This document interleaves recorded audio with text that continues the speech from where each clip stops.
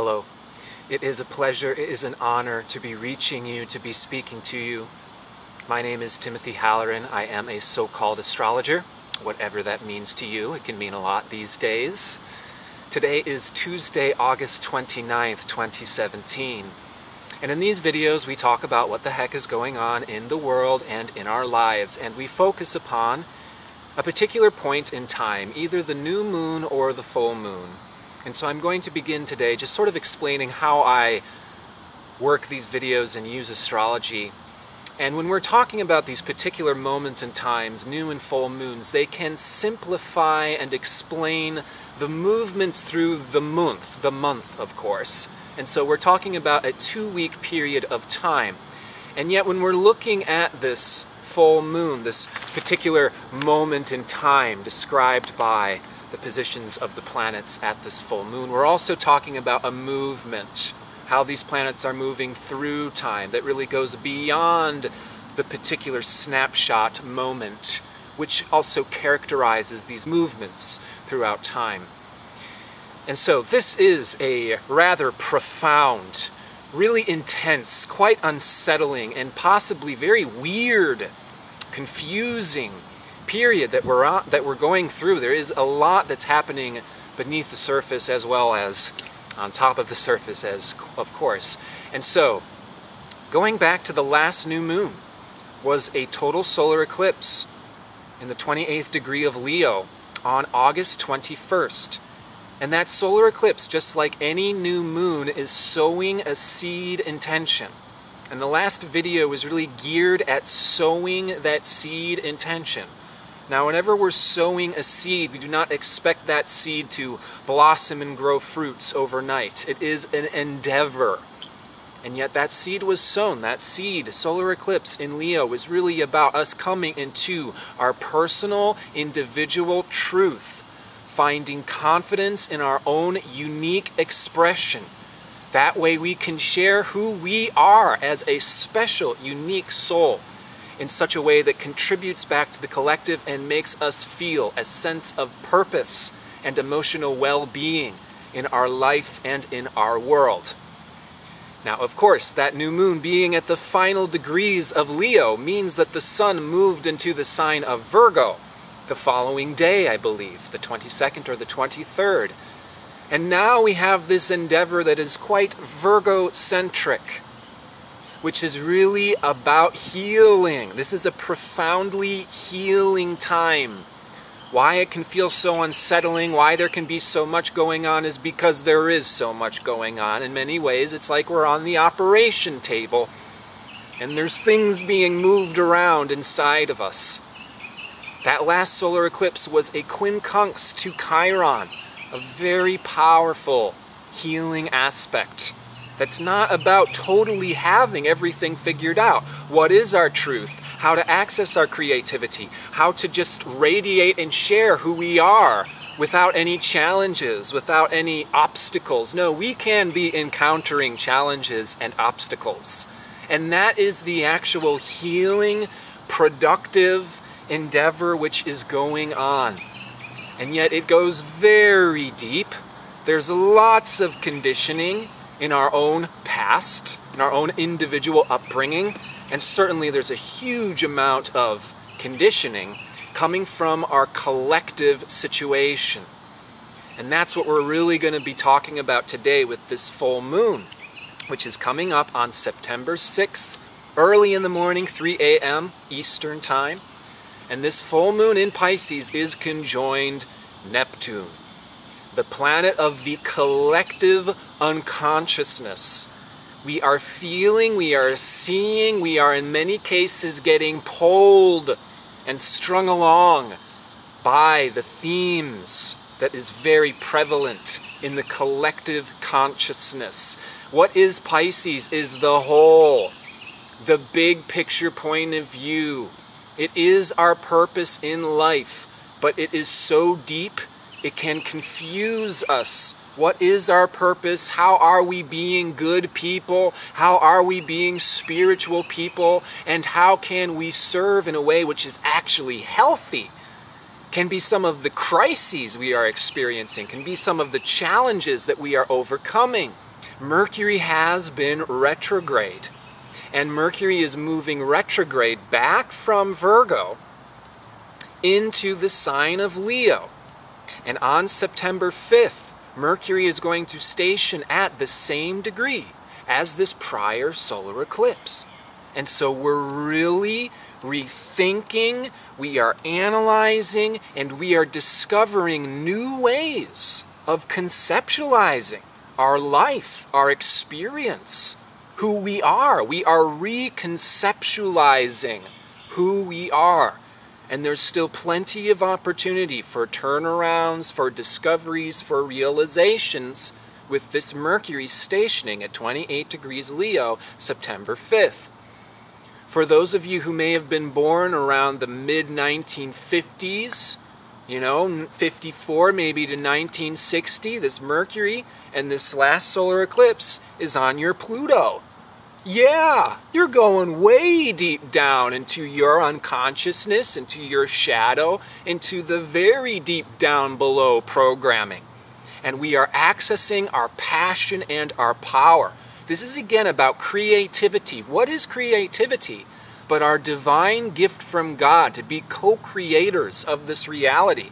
We have the opportunity to create paradise on this earth. We have the opportunity to actualize the high potential of Pisces, which is unconditional love, which is all-inclusiveness, bringing everybody together in a way which is healthy and harmonious. That is the possibility. But there's a lot of digging and discovering of our own unconscious tendencies, our own unconscious programming, which I very much want to illuminate today, as this full moon on September 6th is going to illuminate Neptune, the collective unconsciousness. And so when we're talking about Leo and creativity and our God-given divinity to be co-creators of this reality, we're talking about regeneration, we're talking about reproductivity, we're talking about sexual energy as well. And we have had Mars on the North Node this last week, and Mars is on the North Node this next week as well. And then Mars moves into Virgo on September 5th. Mars on the North Node is about us updating our creative sexual energy, as well as our masculine energy, the leader taking charge. How are we using our direction? How are we spending our own fundamental energy? Where is that being directed? And the update that's going on with Mars on the North Node, and soon to be followed by Venus coming up on September 13th, is really upgrading our desires and our values to be in alignment with who we actually are. There's an opportunity to change our creative sexual energy, our willpower, our direction, in order to be truly aligned with our true desires. Not just what other people say should be our desires, or what it means to be a good boy or girl, or the desires that we picked up that aren't truly reflecting who we are. And maybe we felt guilty or bad about them, but that's because it's not really reflecting our soul's truth. And yes, we should not be brash, we should not be mean, we should not be tearing people to shreds, and you may have noticed some of this going on since the time of this solar eclipse. Yes, this is bringing people to life. This is making people impassioned. This is making people inflamed, and heads start to butt together, and truths start to butt together. And that in itself is not unhealthy, as I'm going to be sharing. It's not unhealthy to have disagreements, to draw the line, to say this is acceptable and that's not acceptable. That's healthy, that's good. We don't need to have a unanimous, all is good, mushy-gushy Pisces, losing boundaries, and let's just accept everybody as they are, as if everybody's sane and everybody's nice and healthy and harmonious in this day and age. No, we do have to draw boundaries.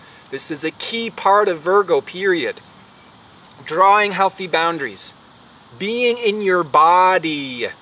Being healthy enough to come into your soul's truth effortlessly by just, okay, you go into meditation, but in a healthy way, when your body feels good, in a way that is not overcompensating or dragging you down.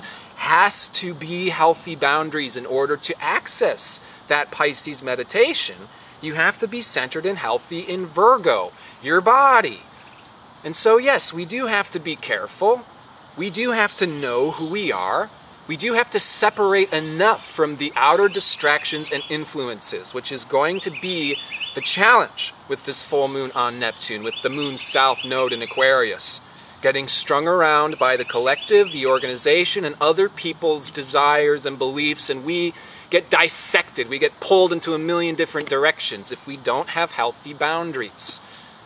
But by slowing down, by settling down, by coming into our individual heart and truth, we find what that truth is. It's being informed by your passion. It's being informed by your desires. Not only with the Mars on the north node of the moon in Leo, but black Moon Lilith with Saturn in Sagittarius. This is going on this whole next month.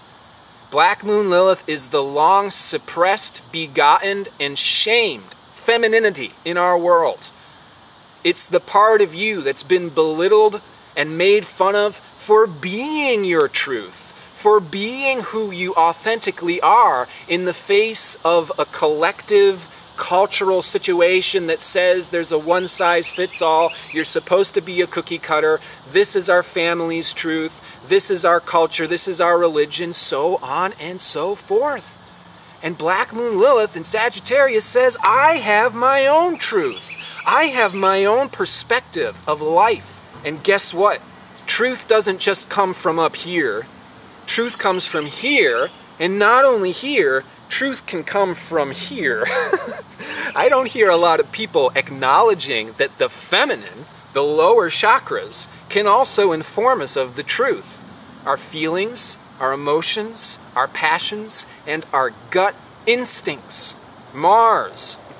People who have the North Node in Aries, first house, or North Node in the first house, their gut instincts can be informing them, their truth, their passion.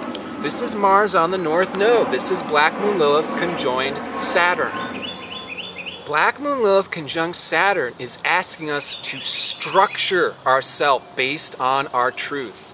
Allow our passion to inform us of the authority which we are becoming.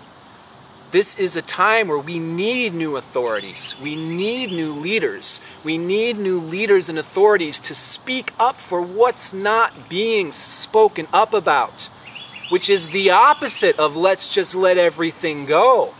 Let's just let everybody send their message and then we'll all be this mushy-gushy ocean of not aligned, not making sense ideas. No, we need leaders in this world. We need people to speak up for their truth. And there will be disagreements, and there will be conflicts, and that in itself is not unhealthy.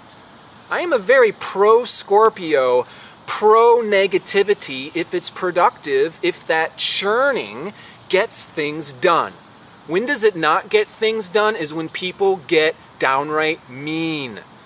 When people are calling people names that are offensive and are not connected to anything that's actually informative or truthful, and we just start clawing at each other and trying to hurt one another, oh yeah, it's not that hard to discern from a productive debate and a fist fight, right? So we don't need more fist fights in today's day and age because it's not productive. What we do need is organized truth, being informed by passion, being informed by what's been previously suppressed, put down, and shunned.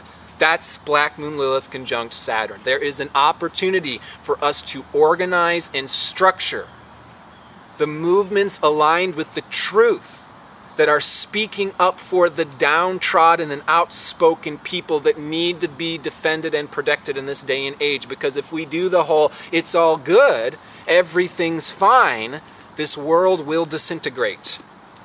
There has to be morals. There has to be an understanding of what it is to be a good human being and us working to be in alignment with that, even if we're not totally there yet. That is different from a self-sacrificing, throwing yourself under the bus, putting yourself last as if that were good or that were helpful or that were healthy or needed at this time. It's not. And so let's look at this full moon, conjunct Neptune. Again, in itself, Pisces and Neptune is not negative. This is a high octave, unconditional love. We're all one.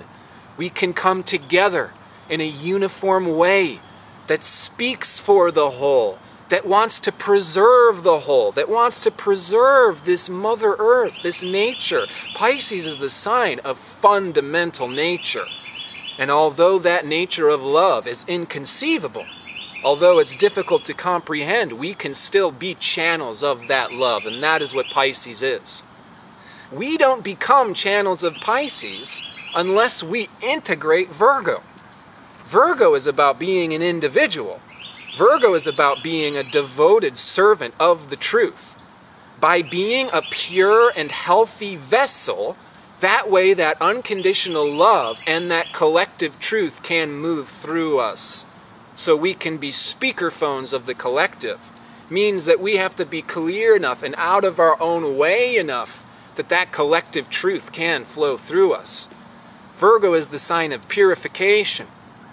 Virgo is the sign of being hollow, like a hollow reed. This is where the word holy comes from, to be hollow like a reed, so that Piscean divine symphony, divine flow can animate you, can possess you, the way the great saints and saviors of our world have been possessed by love. What does it mean to be possessed by love? Is that your heart is in control of your life. That's what this opportunity is this year. Solar eclipse in Leo, North Node in Leo. Let your heart possess you. That is not always a painless process. The heart-opening process, the being possessed by love process and experience, it's not always painless. You see wars. What does that cause your heart to experience? Are we always bursting with the seams of pleasure and bliss when our hearts are awakened? No, we're not. We're bursting with the seams with passion and life when our hearts are awakened in this day and age. We see war, we see prejudice, we see people self-sacrificing themselves without knowing that that's what they're doing. People being masochists without knowing that that's what they're actually doing. In the name of so-called goodness and so-called love, what does that do? It awakens our hearts. It awakens our hearts with passion to come alive. Again, be the defender of those souls. All souls are innocent inherently, even though they may be confused by collective belief, by the expectations and obligations of the past, by tradition, and by our conditioning, our unconscious conditioning. We have to have enough healthy boundaries and be healthy and pure and hollow enough in our own body to be possessed by love, to speak the truth, in which case we are defending all souls, even if those souls are confused or hurting themselves or others in the midst of their confusion and ignorance. We are declaring war on ignorance, not on souls, not on people. That's another way to discern whether this is being mean or this is being helpful. There's a lot of themes with this full moon that is tearing us between obligation, what we feel like we should be doing to the other, what seems like it's the right thing to do or it's good, and balancing that with our own personal needs, our own realistic energy levels. That way we don't fall into these old patterns of throwing ourselves under the bus, draining ourselves, and then becoming bitter, becoming crippled, as if that were helpful. We have asteroid Ceres square to Jupiter. This is a balancing of the personal versus transpersonal obligation. How to take care of ourselves and how to contribute back to society simultaneously. Asteroid Lilith is square to this full moon. What is the actual truth that is healthy and harmonious in this world at this time versus the beliefs, the old age religion of the past? Neptune, the collective consciousness. Venus forms a yod between this full moon in Pisces and Pluto. We're being pulled between our obligations There can be a tendency to over-sacrifice, to give so much to others that we lose sight of what our own truth is. We must not lose sight of what our own truth is. When the oceans of Neptune and the collective consciousness starts to dissolve those boundaries and everything starts to bleed together. Good and bad start to bleed together, and maybe it's okay and maybe it's all the truth. Yes and no. We have to create a raft and a vessel to surf this ocean of Neptune.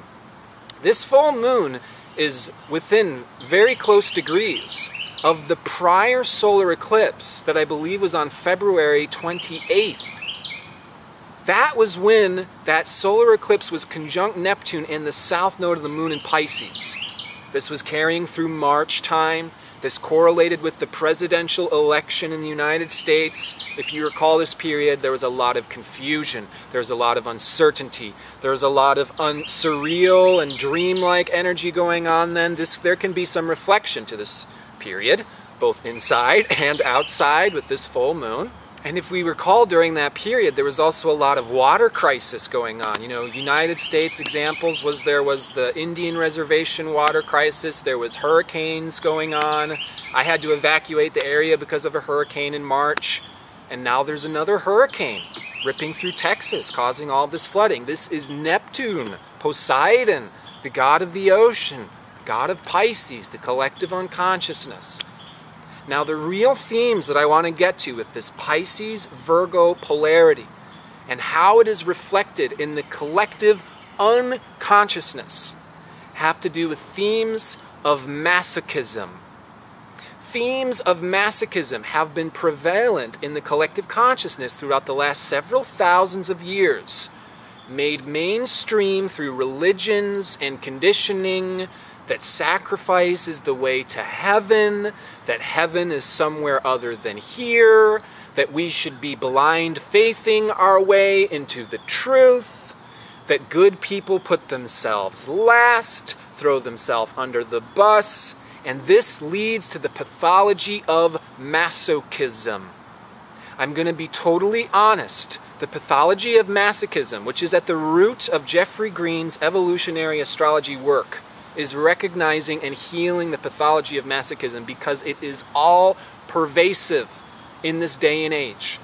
I see it in myself. I see it in practically everybody that I know, operating on some conscious or unconscious level, which means that we believe that we should put ourselves down in order to be a good person, that being strong is bad, that being selfish in any way, shape, or form is bad, being sensual in any way, shape, or form is bad, having a mind is bad, having an ego is bad. These are ancient prejudices.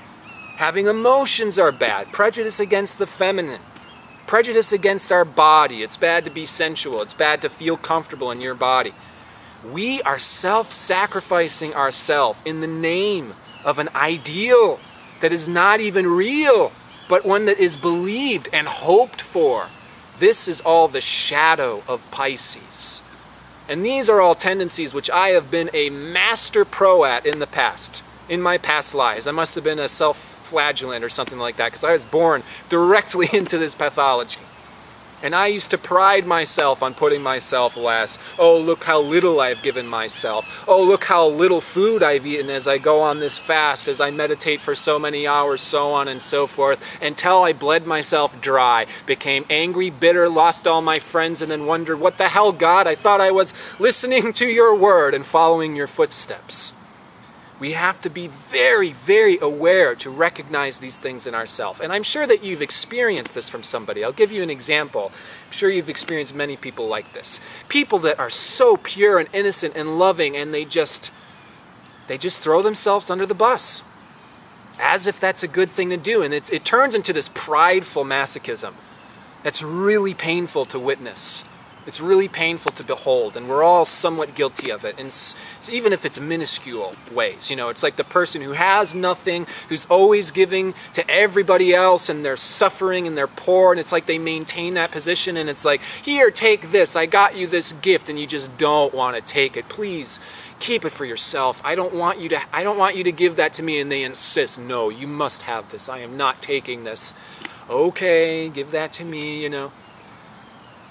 There is a balance to all things in life. The balance between Virgo and Pisces is to take care of ourselves in order to be that channel, in order to be that divine and innocent human being. What it means to recognize our own innocence is that we're never going to be perfect.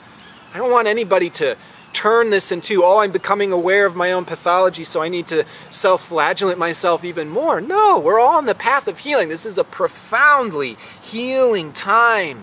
Even if our direction, even if our creativity, even if our purpose is not perfect yet, and we are aware of how it can be improved, we can hone it, we can purify it, we can rectify it, we can make it better and better. And that is the gift of being a human being. This is not a pass or fail reality. This is an opportunity for us to grow through exploration, trial and error. And so allow yourself to make those mistakes. Allow yourself to make tiny little adjustments. This is how we are improving. This is how we are clearing and healing our soul's expression. This age of Pisces has been, we've all been victims, we've all been martyrs. And we've identified as that. And we get defensive because of that. This is Black Moon Lilith conjunct Saturn stuff. That hurts, that's not fair. I'm not going to be thrown down by you anymore. And that's okay. That passion can inform us if it's getting us over the hurdle. If it's getting us to higher ground so we're no longer drowning anymore. Get yourself to higher ground first. And then you can pick up your megaphone and speak in a centered and healthy and compassionate way that's actually listening to other people. Yeah? We need to make sure that we are learning about what we really value in our hearts, what we really love, and not what we're supposed to love. And we're asking for what we really want. This is a period to be honest. Ask for what you really want. Ask for what you really need. Not what you're supposed to want. Not what you're supposed to need. And not getting disappointed that nobody is just giving you what you want and you need because you're withholding what you want and you need because you're being quiet, because you don't want to be too selfish or too mean or too egocentric or any of that garbage. Collective beliefs that actually hurt us because we're actually whipping ourselves in the back because we're feeling bad about asking what we actually need, what we actually want. Trust me, I'm a 12th house person. I have a very hard time asking for what I need. I have a hard time saying no to people. It's like a constant practice for me, and I feel guilt and I feel bad when I have to do it, and that's my healing path. When you feel guilty or bad for speaking up for your truth and what you need and what you really want, you are healing yourself. All of that guilt and that shame and that inadequacy is being purged out. It is the lifetimes of food poisoning violently exiting your system, the same way you eat crappy restaurant food and you spend the whole night hovering above the toilet. Those toxins are exiting your system. It is not necessarily a comfortable experience. This is not necessarily a fun-loving, playful time. This is a time of serious scrutinizing and rethinking and reconceptualizing. This approaching weekend, the 2nd and the 3rd of September, Mercury moving back into Leo, conjunct Mars, stationing quincunx Chiron. This is a powerful, restless, unsettling energy that's just digging deeper and deeper and deeper to figure out who we actually are, to give ourselves an authentic and an honest conceptual framework. That's where so much of this healing and this purging and this moving through is happening. Piscean sensitivity is one of dissociative sensitivity, merging with the other, merging with the environment, merging with the collective. And we can merge with the collective to illuminate the collective. Recognize how those collective themes are prevalent in our own individual story and life, enough to awaken that passion, that sword of truth in you, to step up for yourself. But then in stepping up for yourself, being a leader, a protector, and a speaker of the downtrodden. of those who've gone through similar painful experience as you. This is the time to become the healer of those people. And so the old spiritual maxim was, put yourself last. The last will be made first. And we've had many, many centuries of Pisces putting ourselves last, picking up our own cross. Yes, this has happened. This has awakened our hearts in many respects. We have learned how to be unconditionally loving in the face of enemies and ulterior motives, so on and so forth. But we are now evolving forward to anchor that unconditional love into an awareness that is actively participating in the world in a healthy way. Clearest example is, if we possess beliefs that say heaven is elsewhere other than this planet, then we have a much easier time casting this planet to the side. Oh, this is just Mother Earth, it's all material, it's just our bodies, it's material, it's not real. It's all just imaginary, and, it's all just a delusion, this earth, this body. No, that's the delusion, is that mindset. And that leads to the world disintegrating, people not caring about our future generations, the health and the harmony of this planet. And if we lived healthily and harmoniously, we would know the truth without having to blindly follow some organizational or collective belief. And so the recommendation is unplug. We talked about this in the last video. We need to unplug from Facebook. We need to unplug from the internet. We need to unplug enough from the collective in an unhealthy cultural way. Turn off the TV. Don't fall asleep with the TV on. That's not healthy. You're absorbing all of that collective, commercials, capitalism, all of that in your sleep.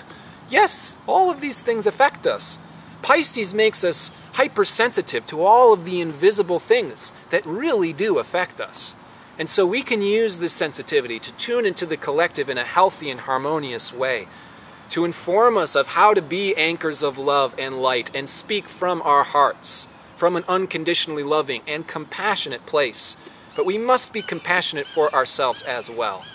The new spiritual maxim is, they say when you're on an airplane and there's an issue, all the oxygen masks come down, right? And they say, put on your own oxygen mask first, even before you put the mask on your own child. That's hard to hear. That's hard to put into practice. We can feel guilty and inadequacy, but isn't there a practical reason for that? How are you going to help anyone, including your own child, if you are suffocating? If you can't breathe? If you're being weighed down by the expectations and the obligations of everybody else, pulling you into a million different persons as you try to appease everybody because you are a compassionate person, recognize you're a compassionate person by putting on your own oxygen mask first. And then you'll be able to help so many other people rather effortlessly, because you'll be full to the brim. You'll be able to help so many more other people by being centered in your own truth. And so I wish you all the best through this very profound and healing time. Please feel free to share your own realizations. This is a time of speaking from our own personal truth. And in speaking from that truth, we can recognize the collective themes, the collective situations, and we can find the people that we can share these ideas with in powerfully transformative ways. This will be the aspect that I leave us off with. Through these weeks, there's going to be a grand trine between the Sun in Virgo, Pluto in Capricorn, and asteroid Pallas Athena in Virgo. And this is about healing our creativity with courage. This is about being a servant of the collective by speaking up for our truth. This is about transformation. This is about regeneration. This is about honing in on the values, on the ideas, on our cherished identities that allows us to be vehicles of transformation and catalysts of productive change in our world. Much love to you and your beloveds. Take care.